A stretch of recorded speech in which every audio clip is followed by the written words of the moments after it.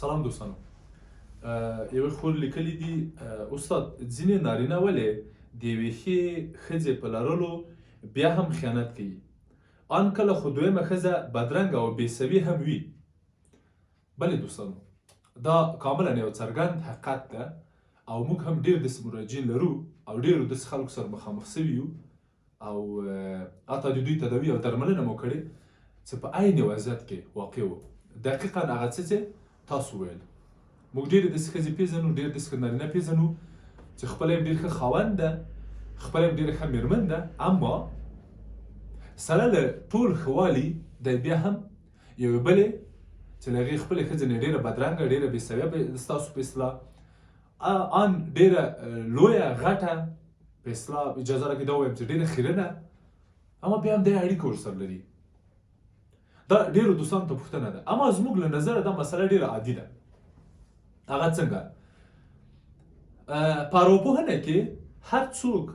کوښښ کوي، هڅه کوي او ډېر ځله له هغو خلکو سره چې له ځانه یې کته وي، د دوی له سوي ټیټ وي، یا پر نفس اعتماد د دوی په کچه نه وي، له هغوی سره ډېر میل او علاقه ښیي. په هغوی دوی ځان برلاسی بولي، مسلط یې پرې بولي، په واګې کې راولي، په اصطلاح خپل واک او خپل تسلط پکې ویني، بس ورسره راحت وي، خوشحاله وي. برعکس خپلې ښې ښځې سره، ښایستې ښځې سره، مسلطې ښځې سره، ماسټرې ښځې سره، هوښیارې ښځې سره، اصیلې ښځې سره سمه نه اړیکه جوړولی سي، نه ژوند جوړولی سي او نه هم په اصطلاح جنسي ژوند ورسره پاللی سي. ځي یوې بلې کمزورې، ضعیفې، ډېر عمر لرونکې، چاغې، ډنګرې، بدرنګې او ورته نور اصطلاحات تاسو هم وکارول اړیکه جوړوي. یعنې دا د انسان خاصیت ده چې له هغه چا سره په جنسي اړیکو کې په ځانګړي ډول راحت وي، آرام وي او خوښوي یې چې له دوی نه کم وي. برعکس هغه ژوند چې له خپلې مېرمنې سره دی لري، هلته یې مېرمن د پر نفس د اعتماد له اړخه، د جرأت له اړخه، د زړورتیا له اړخه، د ښایست له اړخه، د قد له اړخه، د اندام له اړخه مسلط وي او نارینه کله هم په مطیعانه انداز کې، په کمزوري او ضعیف انداز کې ژوند او اړیکه نه خوښوي. دا یو علت ده خورک. دویم، صحیح ده، ښځه یې ښایسته ده، ښځه یې له ډېرې اصیلې کورنۍ ده، ډېر ښه اندام لري، ډېره هوښیاره ده، ډېرې زده کړې یې کړي، ښې پیسې لري، ټول ژوند د دې سړي د دې ښځې له برکته ده، دا هم درسره منم. اما کس او نارینه له دغې ښځې سره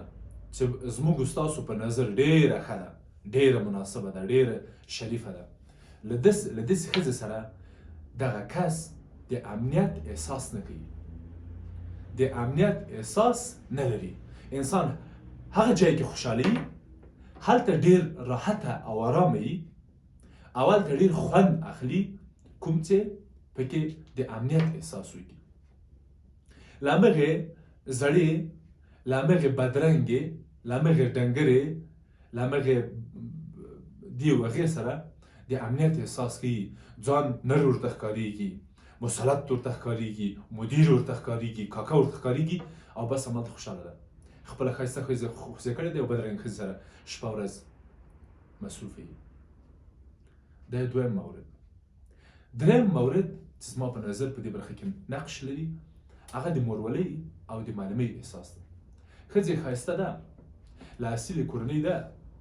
باسواده ده، ډېر کتابونه یې لوستي، ماسټر هم ده، ډاکټره هم ده، معینه هم ده، وزیره هم ده، وکیله هم ده، ډېره زیاته پوهېږي، پوهنتون کې استاده هم ده، اما د خاوند لپاره یې مېرمن نه ده. په خاوند معلمي کوي، خاوند ته مور کېږي،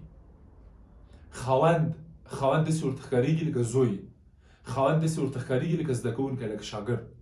هر هغه نارینه چې ځان شاګرد ورته ښکاره سي، ځان زوی ورته ښکاره سي، ځان کمزوری ورته ښکاره سي، ځان نر ونه ویني، ځان مسلط ونه ویني، ځان مدیر ونه ویني، ځان د کور رئیس ونه ویني بیا ځي له یو بلې ښځې سره چې ستاسو په اصطلاح ښایسته نه ده بدرنګه ده دا د هغه دغه ده ورسره خوشحاله وي ورسره ارام وي خوند ورسره اخلي او شپې ورځې ورسره تېروي دغه موارد او دغه دلایل او په دې کې دې ته په خوا کې نور ګڼ لاملونه او دلایل د دې لامل ګرځي چې نارینه له خپلې ښې ښځې یو بلې بدې ښځې ته پناه ورلي او ورسره بدلمنی سي مننه